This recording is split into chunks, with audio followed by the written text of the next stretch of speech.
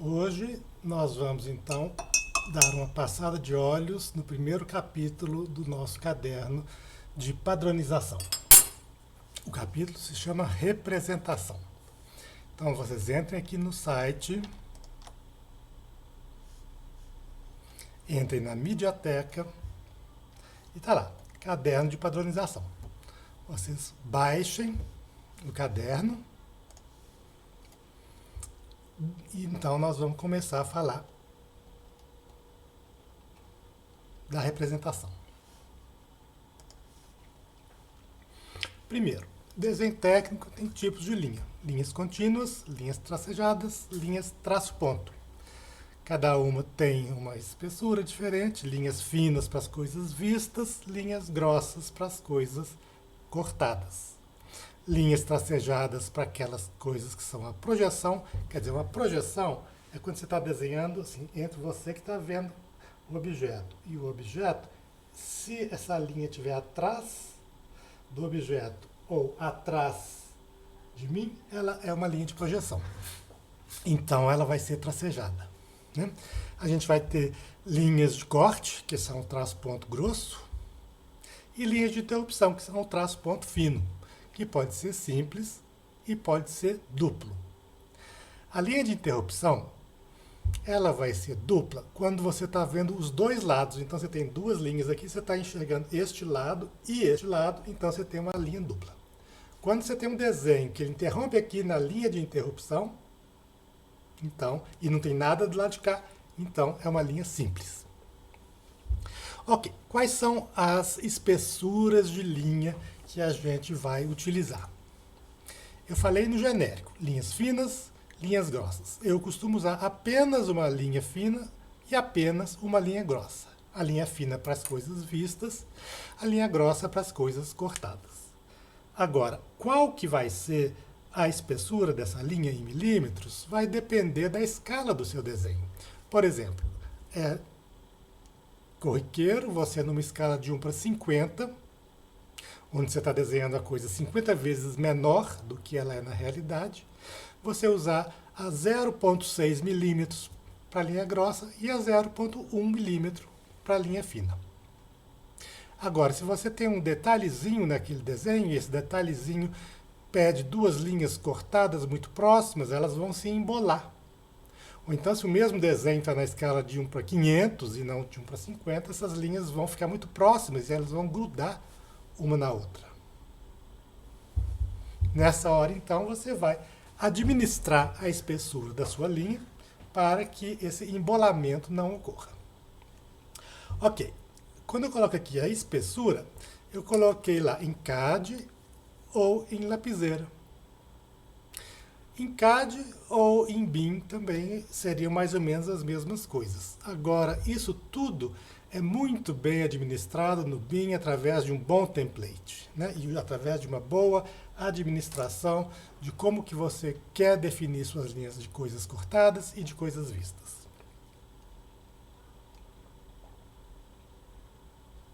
Em geral, aquilo que eu uso em CAD com 0,6 milímetros de espessura de linha, eu vou usar isso aqui se eu estiver fazendo um desenho a lápis. Se eu estiver fazendo um desenho a caneta nanquim, eu vou usar a caneta da mesma espessura. Mas o desenho à mão e o desenho à mão a lápis ou a caneta nanquim são muito pouco usados hoje em dia. Isso é do tempo que eu me formei. Então, você vai trabalhar, em geral, com os desenhos em CAD e desenhos em BIM. O desenho feito à mão, ele vai ser usado com outro objetivo nas etapas iniciais do projeto, e isso vai ser objeto de uma outra aula. Estilos de textos. Então tá, você vai ter vários textos no seu projeto, esses textos vão ter várias alturas, feitas cada um com um tipo de espessura de linha, e colocado numa layer determinada. E aqui um exemplo de cada tipo de texto. Então, esse texto aqui, a espessura da linha dele é 0,6, enquanto que esse aqui a espessura é 0,1. E esse aqui, a altura do texto é 4,5 mm, enquanto que esse aqui é 1,5 mm. Então tá, Eu vou dar em seguida, daqui a uns dias, uma aula sobre a customização do AutoCAD, onde a gente vai disponibilizar um template que já vem com essas layers todas prontas. Então, se você define qual é a layer, você já tem todos esses parâmetros resolvidos.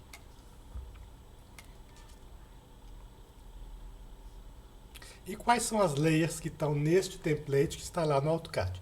São essas as layers que estão aqui. Layer quer dizer camada, em português, né? Cor na tela, espessura para impressão. Isso aqui, ó, é um arquivo que está também disponibilizado para quem vai usar o AutoCAD. Esse arquivo tem a extensão CTB e a configuração das penas para plotagem. Então tá, se você entrar na Layer 05, a cor dessas coisas na tela vai ficar azul e a espessura delas na impressão vai ser 0,5. Se a gente fizer, usar nas layers eixo, vai ser essa cor na tela e essa espessura para impressão. Ótimo. E a cor na impressão? Não está aqui, mas está lá no arquivo CTB. E aqui, então, em geral, é quando eu vou utilizar uma layer ou outra, né? Elementos vistos, layer 01, elementos cortados, 03, 04, 05, 06. Layer cotas, vai ficar todo mundo azulzinho. Layer quando você quer colocar alguma coisa no desenho, mas não quer que ela seja impressa, como uma janela dentro do qual você tem um desenho. As margens dessa janela você faz nessa layer aqui, não imprimir, ela não vai ser impressa. É muito importante também no AutoCAD, para quem for utilizar, que todo o desenho seja feito sempre com a opção By Layer ativada. Quando você faz uma linha, quais são os parâmetros dela? De acordo com o que está especificado na sua layer. Cotas. Mais uma questão que está muito bem resolvida no nosso template. E aqui eu coloco todos os parâmetros que essa linha, que essa cota tem que ter, como qual é a fonte do texto, qual que é o offset do texto da cota, quer dizer, qual que é a distância entre o texto e a linha de cota, qual que é o offset da linha de cota, quanto que quer dizer, quanto que ela sobra aqui para o lado e por aí vai. Isso tudo está definido lá no nosso template, né? E o nosso template, a gente tem que lembrar que ele é feito para uso anotativo do CAD, quer dizer, você não tem que preocupar com a escala, você define qual é a escala que você vai trabalhar e aí todos o sistema de cotas, de textos e de blocos anotativos já caem na escala certa. Isso aí tudo vai ser objeto de uma aula mais aprofundada. Quando é que a gente nunca... bom, a cota nunca deve ser explodida ou editada, porque senão você está mentindo. E o próximo profissional que for pegar aquele desenho, ele vai acreditar na sua mentira. Né? Então tá. Você só pode editar as cotas nesses casos aqui. Quando você, em vez de ter que cotar 1, 2, 3, 4 vezes a mesma coisa, você põe 17 vezes 4 igual a 68. Nesse caso aqui, quando tem um traço de interrupção duplo, e você quer cotar do início ao fim, aí sim você, então, vai fazer uma edição da cota. E aqui no caso da escada em elevação, mas também em planta. Essas as definições das linhas de cota, também tudo resolvido para quem usar o template. Quem não usar tem que ir lá no estilo da cota e definir uma por uma dessas questões. Se você usar, já está tudo resolvido. Quer dizer, aprenda a usar o AutoCAD para além de desenhar linha, fazer trim, apagar e fazer curva. Você tem que administrar, através de um bom template e outros instrumentos, o funcionamento desse AutoCAD para que ele trabalhe para você. Sistemas de cota. Isso aqui foi uma invenção minha. Cotar é uma arte.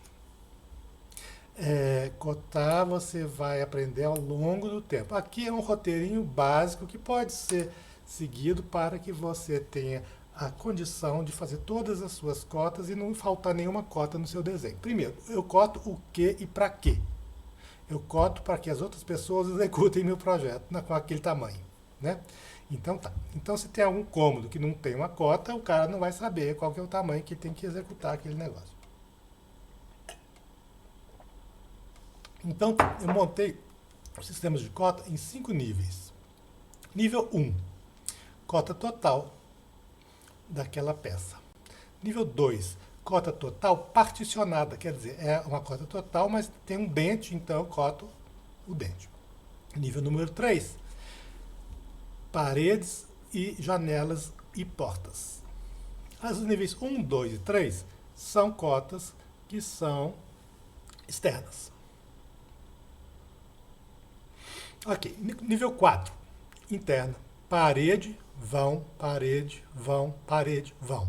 No mesmo sentido, teria que ter também parede, vão aqui e parede, vão ali. Por quê? Eu não sei ainda qual que é essa dimensão aqui. Ó. E cota número 5 são as exceções. Tá certo? Então isso está colocado aqui. E é muito importante observar essas questões aqui. Uma linha de cota não pode comportar mais de um nível de cota. Nível 1, 2, 3, 4, 5. Todos os cômodos devem estar cotados em toda a sua geometria. Se ele é um retângulo ou um quadrado, 2 cotas são suficientes. E se ele é um cômodo redondo? O que eu preciso para que aquela geometria seja replicada no terreno? Né? Eu preciso do centro e do raio. E eu preciso saber onde é que esse centro está em relação aos outros objetos do projeto. Se não tiver nenhum objeto além do círculo no projeto, eu preciso saber então qual que é a cota horizontal e a vertical desse círculo em relação ao terreno. Ângulos diferentes de 90 devem estar cotados. Quando eu tenho então uma geometria que seja um trapézio, eu tenho que cotar aquele ângulo ali. Né? As cotas, com exceção das cotas de nível, são indicadas em centímetros. 645 centímetros. Isso é uma convenção de Belo Horizonte. Em outros lugares do país isso muda. Né? E nunca a gente vai repetir cota. Isso é muito comum no início, aí um monte de cota repetida, mas se você trabalhar sistematicamente desse modo aqui, você vai evitar esta repetição. Indicações de nível. Ok, em planta eu vou indicar de acordo com este bloquinho, este bloquinho, este bloquinho. Vamos observar mais esse bloquinho aqui, então. Ele tem uma indicação. E esse aqui tem 2 indicações, esse tem 2 indicações. Todos os blocos que estão listados daqui para frente no caderno de padronização estão disponibilizados para o uso de todo mundo naquele grande arquivo de AutoCAD que tem o template, que tem o CTB e que tem, então, o conjunto de blocos que a gente vai usar e está tudo disponibilizado para os alunos. O nível, a indicação de nível em planta mais simples é essa daqui. Isso indica que nesse pontinho aqui, ó, no alvo, naquele encontro ali, ó, o nível é 0. E você vai colocar, no caso do 0, não, está errado aqui, né? É 0.00. 0.00? Sim. Vou lembrar aqui atrás. Com exceção das cotas de nível, são indicadas em centímetros. Essa é uma cota de nível. Ela está indicada em metro. Por quê? Porque a topografia vem em metro. O seu levantamento topográfico traz as informações em metro. Então você continua usando aquilo. Então significa que naquele ponto exatamente o nível é 0. Esse aqui, ó, nível acabado e nível no osso. Nível acabado quer dizer por cima do revestimento e o osso é a estrutura de concreto. Quando você precisa identificar esses dois, você usa esse bloco aqui e não esse bloco aqui. E esse aqui, nível do projeto, nível do terreno. Nos cantos do seu projeto é bom você saber, sempre esses dois, para você saber quanto você tem de aterro e quanto você tem de corte. Então tá, você vai usar este símbolo aqui. E essas coisinhas aqui são a indicação de como é que se desenha, qual que é o tamanho desse bloquinho aqui. Por isso que eu pedi para vocês imprimirem o caderno em escala real, né? Não reduzirem. De qualquer maneira, quem for usar o bloco pronto disso aqui, não tem que se preocupar com nenhuma dessas medidas ou espessuras que estão aqui. Ok, então essas são as indicações de nível em planta, com bolinha, e em corte, com triangulinho, mais ou menos a mesma coisa.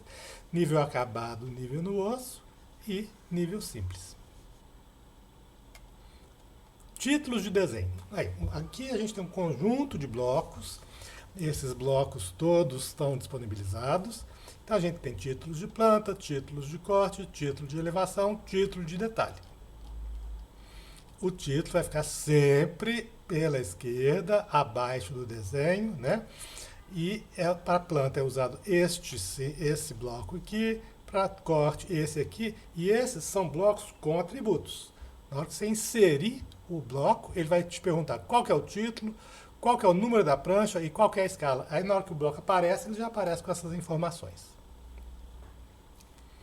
Título de elevação, título de detalhe.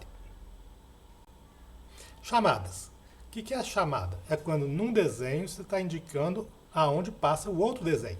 Então, quando numa planta você está mostrando onde é que passa um corte, você vai usar isso aqui. O bloco, na verdade, que a gente disponibiliza é isso aqui, e aqui é um traço ponto grosso que você vai tracejar ao longo do seu corte. Chamada de elevação. Essa daqui. É muito importante observar que esse tracinho do meio significa onde passa o corte. Sim, toda elevação é um corte, que só corta o terreno e mais nada. Então, ele está passando justamente nesse tracinho do meio. Chamadas de detalhe. Quando o detalhe é um corte do desenho, é assim. Quando o detalhe é uma lupazinha que você está colocando sobre o desenho, é assim. Chamadas de materiais de revestimento em planta. Triangulinho, bolinha, quadradinho. Isso aqui vai vir junto de uma tabela, onde você vai identificar o que é 1, o que é 2, o que é 3. Aqui, ó, eu usei dois tipos de revestimento para esta parede, o 1 e o 2. Aí lá na tabela você vai colocar assim, rodapé não sei o que e parede não sei o que. Rodapé de madeira, 7x2, com determinado acabamento, e parede pintada assim assado. Escalas gráficas. Sempre que a gente faz um desenho, é interessante colocar a escala gráfica dele, e a gente tem bloco para isso aqui tudo, porque são justamente as escalas que vão nos indicar quais, quando eu fizer uma ampliação ou uma redução daquele desenho, para eu ter uma noção das dimensões colocadas ali.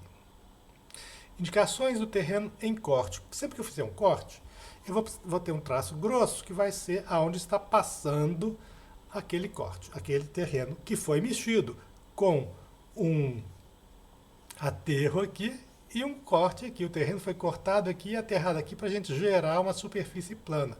Então o terreno original que fazia assim, agora ele faz assim. Aonde ele deixou de existir, eu vou pôr uma linha tracejada, aonde eu tenho, então, aterro e terreno natural, eu vou ter uma linha contínua. E aí as achuras são essas aqui que devem ser colocadas. Lembrando que a achura do terreno natural, ela tem mais ou menos 1 centímetro ao longo de toda a região do terreno natural. É como se então eu tivesse no olho 1 centímetro entre essa linha aqui do meu terreno natural, 1 centímetro para baixo. Norte magnético, a gente tem esse bloco. Portas. Indicação de porta em planta. Portas de correr. Repare que a porta de correr ela tem um quadro fixo, grudado na alvenaria. Que então eu tenho um tratamento específico aqui e aqui. E eu tenho dois quadros móveis, esse na frente desse. Então eu explico o que eu tenho que ter, eu tenho que escrever isso aqui, eu tenho que escrever isso aqui, e eu tenho que mostrar os quadros móveis. O alumínio ou o aço móvel, e esse na frente desse.